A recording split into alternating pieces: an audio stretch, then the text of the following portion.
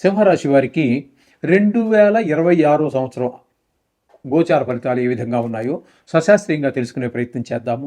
ఈ సింహరాశి వారికి జన్మంలోనే గురువు ఒక 2 నెలలు ఉంటున్నారు. అయితే గురువు యొక్క సంచారం మిథునంలో ప్రారంభమైంది. అంటే సింహానికి వెనకాల 11వ స్థానంలో ప్రారంభమైంది. ఏమండి, తదుపరి అక్కడికి 5 నెలల తర్వాత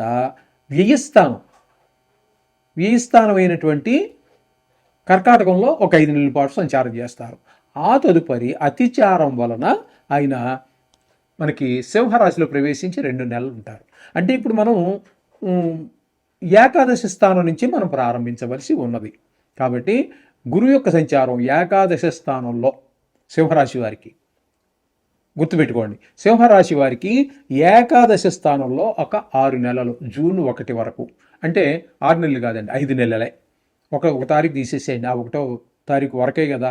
కాబట్టి ఒకరోజు తీసేస్తే 5 నెలల పాటు మీకు ఏకాదశి స్థానంలో ఉన్న కారణంగా ధనానికి లోటు ఉండదు. అలాగే ఇంట్లో అందరూ కూడా మీకు, ఇంట్లోనూ బయట అందరూ మీకు సహాయ సహకారాలు అందిస్తారు. ఏదైనా కొత్తగా వ్యవహారం మొదలుపెట్టినా అది ఇందులో మీ యొక్క నైపుణ్యం బాగా బయటపడుతుంది. ఈ విధమైనటువంటి మొత్తం అన్ని రకాలుగా కూడా మీకు చాలా చక్కటి ఫలితాలన్నీ కూడా 5 నెలలు గురు భగవానుడు ఇస్తున్నాడు. తదుపరి 5 నెలల పాటు వ్యయ స్థానంలో, ఇక్కడ మీకు 11వ స్థానంలో ఎంత డబ్బులు ఇచ్చాడో ఇంచుమించుగా ఆ డబ్బులు అంత పరిణామంలో, పరిమాణంలో ఆ ధనం అంతా కూడా వ్యయం, ఖర్చు అయిపోయే అవకాశం ఉంటుంది. ధన నష్టం జరిగే అవకాశం ఉంటుంది. శత్రుభయం ఉంటుంది. మనోవిచారం ఉంటుంది. కొంతమందికి కళతర నష్టం కూడా జరుగుతుంది. అంటే భార్య చనిపోవడం కూడా జరిగే అవకాశం ఉన్నది. అలాగే కారాగార శిక్షలు కూడా పడతాయి కొంతమంది దుర్మార్గులకి. మంచివారికి కాదండి, దుర్మార్గులకి ఆ విధంగా ఉంటుంది. కొంతమందికి విదేశీయానం కూడా అవకాశాన్ని కల్పిస్తాడు గురువు. ఇన్ని చెడ్డ చేసినా వ్యయస్థానంలో విదేశీయానానికి మనకి అవకాశం కల్పిస్తాడు.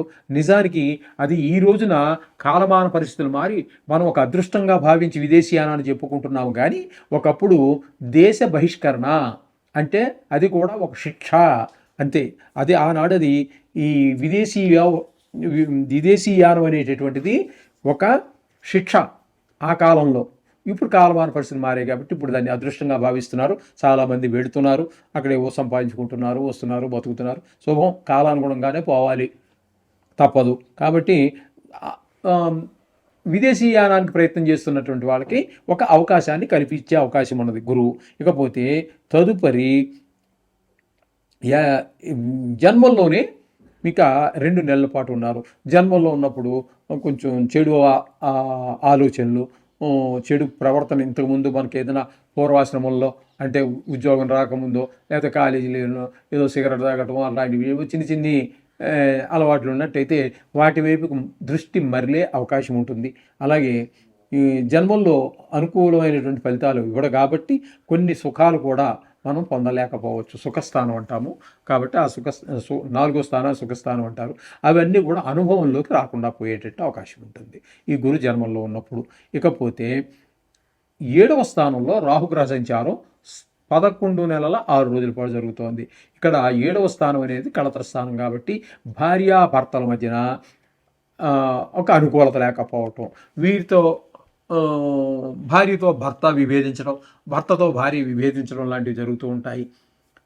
అలాగే తర్వాత ఒక 25 రోజులు మాత్రం 6వ స్థానంలో సంచారం చేస్తున్నాడు. అంటే ఒక్కరిగది అంటే 7వ స్థానం చెప్పిన తర్వాత 6వ స్థానం చెప్తున్నారు అనుకోవద్దండి.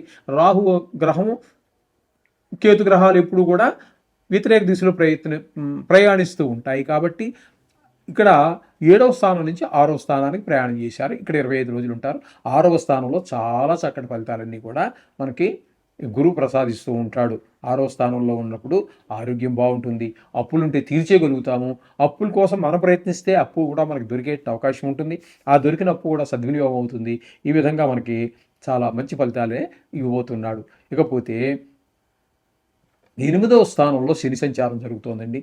8వ స్థానంలో ఆయుష్కారకుడు శని. 8వ స్థానం అనేది ఆయుస్థానం.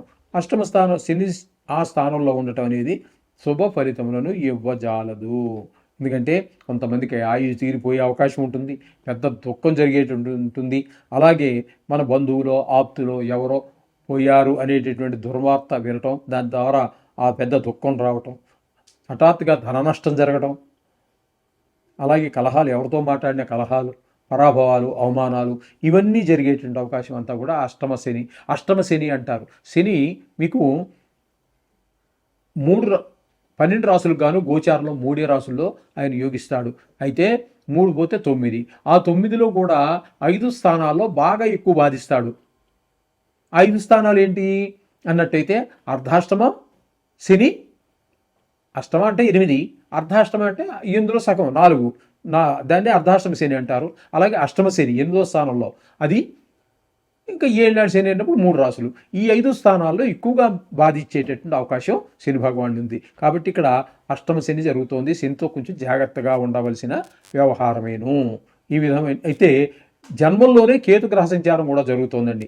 ఈ కేతు గ్రహ సంచారం అనేటటువంటిది కూడా మీరు గుర్తుంచుకోవాల్సినటువంటి, జన్మంలో కేతు గ్రహ సంచారం అనేటటువంటిది చెడు అలవాట్లకి బానిసయ్యే, కొంచెం మనసు వీక్గా ఉన్నటువంటి వారు చెడు వైపు ఆలోచించడం, ప్రవర్తనకి కూడా బానిసైపోవటం, చెడు అలవాట్లు ఎక్కువ ఆహ్వానించటం, వాటికి మనం ఎడిక్ట్ అయిపోవటం లాంటివన్నీ జరిగే అవకాశం ఉంటుంది. అందుచేత ఈ రాహువుతోని, అలాగే రాహుతో ఇంకొక ప్రమాదం కూడా ఉందండి ఇక్కడ.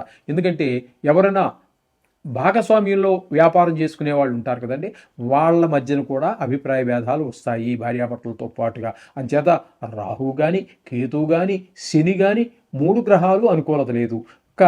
ఇకపోతే గురువు మాత్రం ఒక్క 5 నెలలు మాత్రమే మీకు అనుకూలమైన ఫలితాలు ఇస్తూ ఉన్నాడు. మిగతా 3 గ్రహాలు బాగలేవు. కాబట్టి వీరు కూడా చాలా జాగ్రత్తగా ఉండాలి.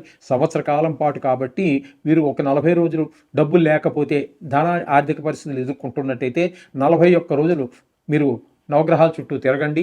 ఆ 41వ రోజున ఆ శనికి నువ్వుల దానము, రాహుకి మినుముల దానము, కేతువుకి ఈ ఉలవల దానము చేయండి. ఓ బ్రాహ్మడికి ఏదో ఇచ్చి సంభావన ఇచ్చి, లేదంటారా ఈ 3 తీసుకుని వెళ్ళి ఆవులకి పెట్టడం అనేది ఓ సాంప్రదాయంగా కూడా జరుగుతోంది. ఆ విధంగా కూడా చేయవచ్చు. అయితే ఈ గింజలు ఉడకబెట్టి పెట్టడం అయితే కొంచెం మనకి దానికి కొంచెం ఈజీగా, అంటే సులభంగా జీర్ణం అయ్యేటటువంటి పరిస్థితి ఉంటుంది. అలాగే మీరు ఈ ఆవుకు పెట్టాలనుకున్నప్పుడు దాంతోపాటుగా ఏదైనా లేదు, 41 రోజులు మీకు దగ్గరలో గుడి లేదు, నవగ్రహాలు లేవు అన్నట్టయితే, ఆవు ఎక్కడన్నా దగ్గరలో ఉన్నట్టయితే దానికి రోజు ఓ 10 రూపాయలు ఎంత పెట్టి ఆకుకూరలు ఏదో ఒకటి కొనండి.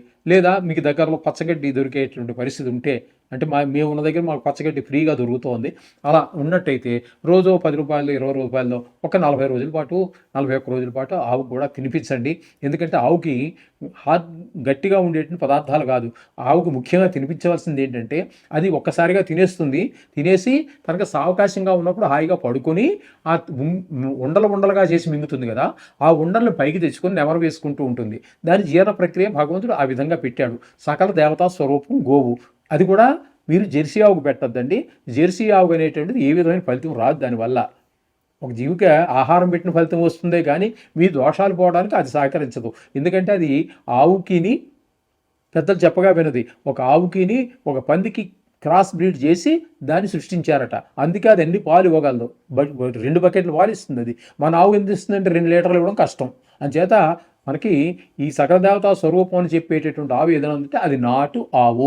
ఆ ఆవుకి మీరు ఒక 41 రోజులు ఒక 10 రూపాయలు ఏదో గడ్డు తీసుకుంటారు, లేకపోతే తోటకూర తీసుకుంటారు, పాలకూర తీసుకుంటారు, ఏదైనా ఒక ఆకుకూర తీసుకుని రోజు ఒక ఆవుకు మీరు పెట్టినట్టయితే కూడా ఈ గ్రహ దోషాలన్నీ కూడా పోయేటువంటి అవకాశం చక్కగా ఉంది. మీరు మార్వాడిస్ని చూడండి, వారు పొద్దుకు లేచిన తర్వాత వెంటనే చపాతీ చేసుకున్నాక వారు తినరండి.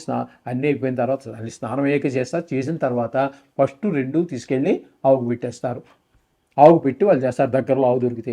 లేకపోతే వాళ్ళు ఏం చేస్తారంటే దానికోసం తీసుకుని పక్కన పెట్టేస్తారు. అది దానికి అలవాటు చేసేస్తారు. అది పొద్దుటే దాని టైంకి అది వచ్చేస్తుంది, బ్రేక్ఫాస్ట్కి వచ్చేసి అబ్బా అని అరుస్తుంది. అరిసిన వెంటనే దాన్ని పెట్టేకే వీళ్ళు తినడం జరుగుతూ ఉంటుంది. ఒకవేళ లేట్ అయ్యేటట్టయితే కూడా ప్లేట్లో పెట్టి దాని భాగం దానికి ఇచ్చేస్తారు. ఈ విధమైన పద్ధతులు కొన్ని ఉన్నాయి, అవి చేయండి. అవి చాలా మనం ఆర్థికంగా ఆధ్యాత్మికంగా ఎదగడానికి చాలా మంచి ఫలితాలు ఇచ్చేటటువంటి ప్రక్రియ ఇది కూడా ఆచరించవచ్చు. శుభం.